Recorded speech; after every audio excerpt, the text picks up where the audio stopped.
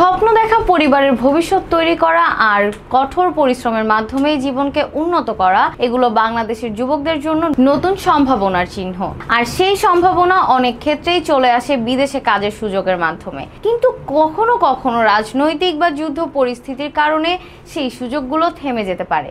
গত বছর লেবানন ইসরায়েলের সীমান্তে চলমান যুদ্ধ পরিস্থিতি একটি অজানা ভবিষ্যতের দিকে ঠেলে দিয়েছিল বাংলাদেশের যুবকদের। যুদ্ধের তীব্রতা বাড়ছিল আর নিরাপত্তা পরিস্থিতি ছিল অত্যন্ত অস্থিতিশীল।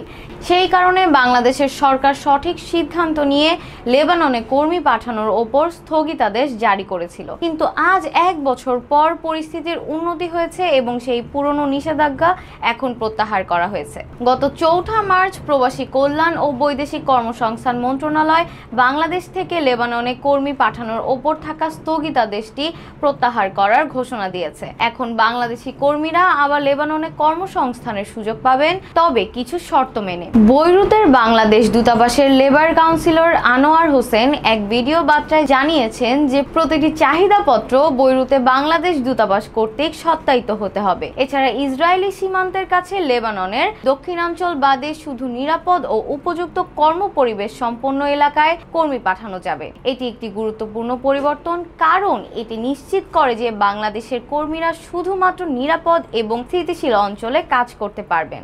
আর এই নতুন পদক্ষেপটি কর্মীদের নিরাপত্তা এবং স্বার্থ রক্ষায় এক গুরুত্বপূর্ণ উদ্যোগ হিসেবে দেখা হচ্ছে। তবে এই পরিস্থিতি সবার জন্য একটি শিক্ষা।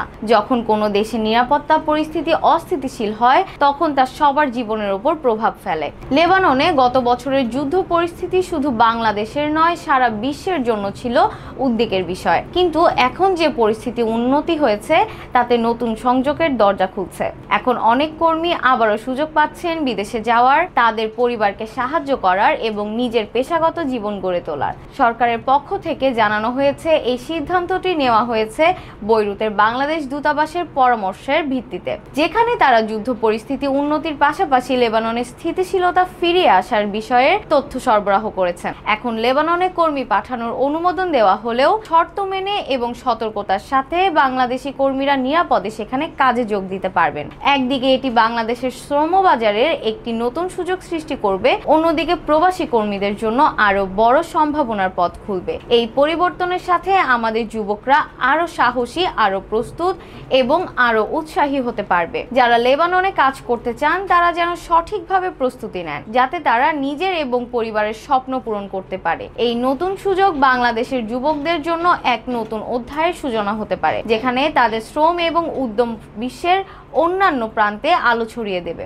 তাই প্রস্তুত হন, কারণ আপনার ভবিষ্যৎ অপেক্ষা করছে। যদি এই ভিডিওটি আপনাদের ভালো লেগে থাকে তাহলে অবশ্যই আমাদের চ্যানেল সাবস্ক্রাইব করুন এবং পরবর্তী ভিডিও দেখার জন্য অপেক্ষা করুন। আমাদের মতামত ও প্রশ্নের জন্য কমেন্টে জানাতে ভুলবেন না। ধন্যবাদ, আবার দেখা হবে পরবর্তী ভিডিওতে।